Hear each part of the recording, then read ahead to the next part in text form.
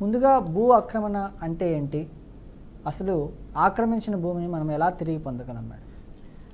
భూ ఆక్రమణ అంటే ఈ మధ్యలో కబ్జా అంటారు. అంటే మన తెలంగాణలో కబ్జా అంటారు, ఆక్రమణ అని మంచి లాంగ్వేజ్లో అనొచ్చు. బట్ కబ్జా అని జనరల్ లాంగ్వేజ్లో అంటాం. కబ్జా అంటే ఏంటంటే మన ల్యాండ్లో ఇంకోరు వచ్చి కబ్జా పెట్టడం. అంటే మన టైటిల్ ఉంటుంది, మనకు ఓనర్షిప్ ఉంటుంది, మన అందులో మనం బై ఛాన్స్ అక్కడ లేము, వేరే దగ్గర ఉంటున్నాం అనగానే ఖాళీ ఉందని చెప్పేసి ఎవరో వచ్చి కబ్జా పెట్టడం. సో ఈ మధ్య కాలంలో ఈ భూ కబ్జాలు చాలా అంటే చాలా పెరిగిపోతున్నాయి. అండ్ చాలామంది తెలియక కూడా ఇట్లా కబ్జాలు పెట్టినాయి, అంటే తెలియకుండా వేరే వాళ్ళు పొజిషన్ తీసుకునేవి అట్లాంటివి కూడా తెలియకుండా చాలామంది కొనేస్తూ ఉన్నారు. అండ్ హైదరాబాద్లో కూడా ఇట్లాంటిది సిచ్యువేషన్స్ చాలా పెరిగినాయి, చాలా కేసెస్ కూడా కోర్ట్స్లో ఫైల్ అయినవి ఉన్నాయి. సో కబ్జాలు ఇంత పెరుగుతున్న టైంలో ఏం చేయాలి, ఎలా చేయాలి అనేది ఇప్పుడు ఈరోజు నేను అంటే సజెషన్స్ అనేది ఇస్తాను.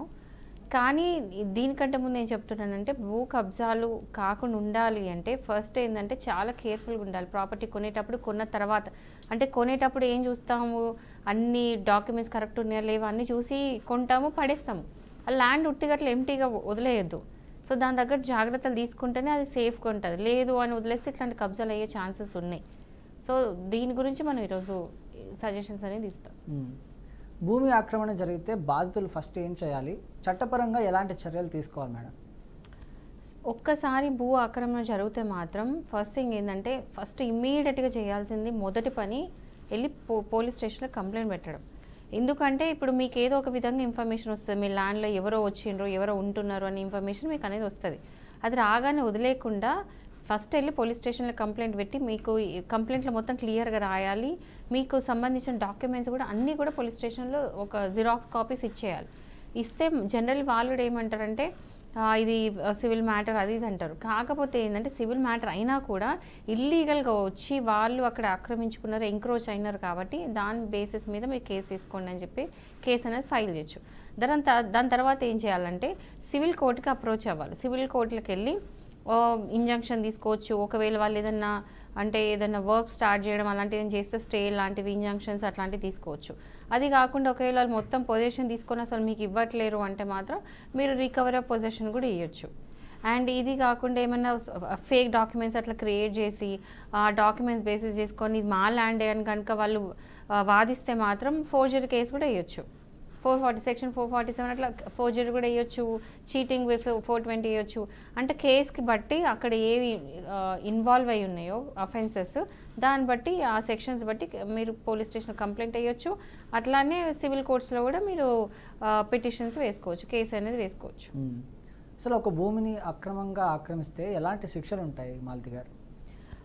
ఎవరైనా సరే ఒకవేళ అంటే ఇల్లీగల్గా కనుక చేస్తే మాత్రం అది ఇల్లీగల్ ట్రెస్పాస్ అవుతుంది. సో ట్రెస్పాస్ అయినప్పుడు దానికి సంబంధించి ఏంటంటే ఆల్మోస్ట్ వాళ్ళకి అరెస్ట్ జరుగుతుంది, 3 months వరకు శిక్ష పడే అవకాశాలు ఉన్నాయి. మళ్ళీ రికవరీ పొజిషన్ కూడా ఉంటుంది. అంటే ఒకవేళ ఎవరైనా క్రిమినల్ అంటున్నా ఒకవేళ ఇల్లీగల్ ట్రెస్పాస్ కనుక చేస్తే ఏదైనా ప్రెమైసెస్లో లేదా ప్రాపర్టీస్లో అట్లాంటివి చేస్తే అప్పుడు వాళ్ళకి 3 నెలలు శిక్ష పడే అవకాశం ఉంది. అట్లనే వాళ్ళు ఏ ప్రాపర్టీ అయితే వాళ్ళు ట్రెస్పాస్ చేసిండ్రో ఎంక్రోచ్ చేసుకున్నారో అది వాళ్ళు మళ్ళీ వాపస్ తిరిగి ఇవ్వాల్సి ఉంటుంది అనమాట. సో ఏంటంటే కేసు బట్టి ఉంటుంది. కేసులో అన్ని కేసులు సేమ్ ఉంటాయండి, కొన్ని కేసెస్లో అన్నీ ఉంటాయి, కొన్ని కేసులో 1-2 ఉంటాయి. సో ఏవైతే అఫెన్సెస్ ఉన్నాయో ట్రెస్పాస్ ఒకటేనా, ట్రెస్పాస్తో పాటు ఎంక్రోచ్మెంట్ ఉంది, ఎంక్రోచ్మెంట్ పాటు పొసెషన్ కూడా తీసేసుకున్నారా, ఇట్లాంటి అన్ని చూసిన దాన్ని బట్టి సెక్షన్స్ అనేది అన్నీ అట్రాక్ట్ అవుతాయి అనమాట. సో కేస్ టు కేసు అనేది డిఫర్ అవుతుంది. సో బేసిక్ అయితే మాత్రం ఫస్ట్ పోలీస్ స్టేషన్ కంప్లైంట్ ఇవ్వండి, ఇంకోటి సివిల్ కోర్ట్స్లో పిటిషన్స్ కేసెస్ అని వేయండి. దాని తగ్గట్టు జడ్జిగా డిసైడ్ చేస్తారు ఏ శిక్ష వేయాలని చెప్పేసి. అయితే కాలర్ అయితే ఒకరు ఉన్నారు శ్రీకాకుళం నుంచి, అప్పలరాజు గారు. అప్పలరాజు గారు నమస్కారం అండి. అప్పలరాజు గారు నమస్కారం. చెప్పండి సమస్య ఏమిటండి? అప్పలరాజు గారు ఒక నిమిషం మీరు టీవీ చూస్తున్నట్లయితే టీవీ సౌండ్ మ్యూట్లో పెట్టండి, లేకపోతే టీవీకి దూరంగా వచ్చి మాట్లాడండి.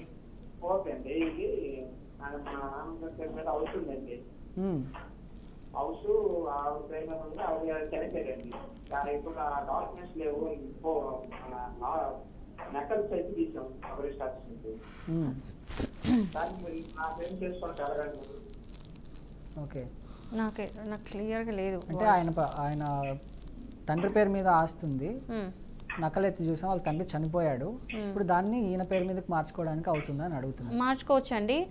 అది తాతల ఆస్తా లేకపోతే మీ నాన్నగారు సంపాదించుకున్న ఆస్తా? అది ఏంటండి? తాతల ఆస్తి. తాతల ఆస్తి కదా. సో తాతల ఆస్తి కాబట్టి మీతో పాటు ఇంకెవరైనా ఉన్నారా వారసులు? మీరు ఒక్కరే కదా. సో మీరు వెళ్ళి మ్యూటేషన్ చేయించుకోండి ఫస్ట్. మ్యూటేషన్లో ఏంటంటే రెవెన్యూ రికార్డ్స్లో మీ నాన్నగారి పేరు నుండి మీ పేరుకి మారుస్తారు, టైటిల్ ట్రాన్స్ఫర్ అవుతుంది. సో మ్యూటేషన్ ఏంటండి? అప్పలరాజు గారు కొంచెం క్లియర్గా చెప్పరా అండి, మీ వాయిస్ బ్రేక్ అవుతుంది. పర్లేదండి. సో మీరు ఏం చేయాలంటే వెళ్ళి రెవెన్యూ ఆఫీస్లో వెళ్ళి అప్లికేషన్ వేయాలి. ఇట్లా నాకు మ్యూటేషన్ కావాలి, మా ఫాదర్ పేరు నుండి నాకు కావాలని చెప్పేసి అప్లికేషన్ పెడితే మ్యూటేషన్ చేస్తారు. దానికి సంబంధించి ఏంటంటే మీరు ఏం చేయాలి, సేల్ డీడ్ ఏవైతే అంటే ముందు ఉన్న మీ ఏదైతే పేపర్స్ ఉన్నాయో మీ దగ్గర, ఆ పేపర్స్ మొత్తం జీరో. మీకు ముందున్న కాగితాలు ఉంటాయి కదా, ముందు నుంచి ఎట్లా వచ్చింది ప్రాపర్టీ అని, మీ నాన్నగారి పేరు మీద ఉన్న ప్రాపర్టీ.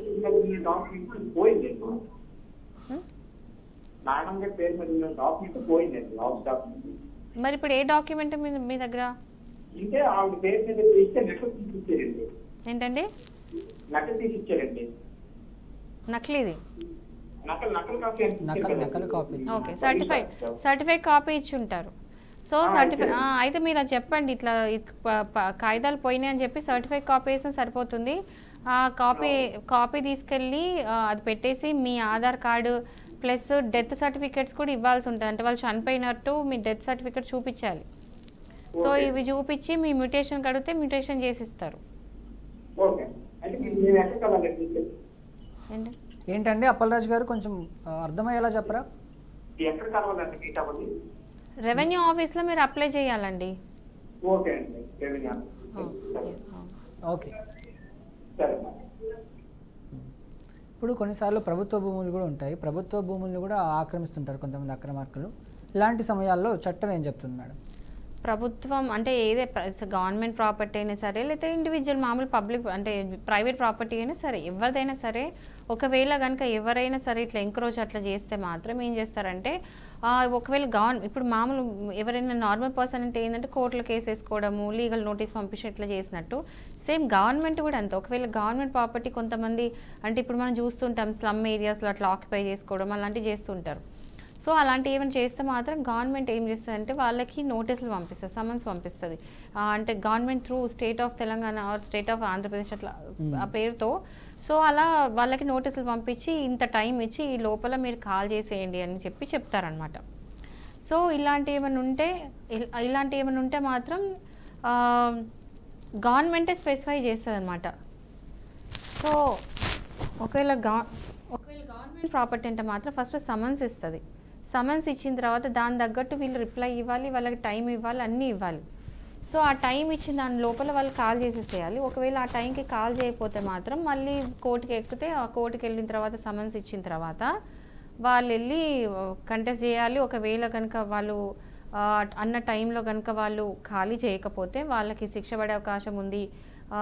కానీ కొన్ని టైమ్స్లో ఏంటంటే ఇప్పుడు స్లమ్ ఏరియాస్ అట్లా ఉన్నాయి అనుకోండి, వాళ్ళకి కొంచెం టైంతో పాటు కొంచెం రీహాబ్ కూడా ఇస్తుంది. అంటే వేరే ప్లేస్లో రీహాబ్ చేయడం, ఎందుకంటే గవర్నమెంట్ డ్యూటీ. ఒకవేళ బిలో పావర్టీ లైన్లో ఉంటే వాళ్ళకి మినిమం రెసిడెన్స్ అనేది ఇవ్వాలి, రైట్ టు రెసిడెన్స్ ఉంది కాబట్టి. సో వాళ్ళకి ఆ రిప్లేస్మెంట్ ఇవ్వడము, వేరే దగ్గర ప్లేస్ చూపించడం అలాంటివి చేస్తుంది.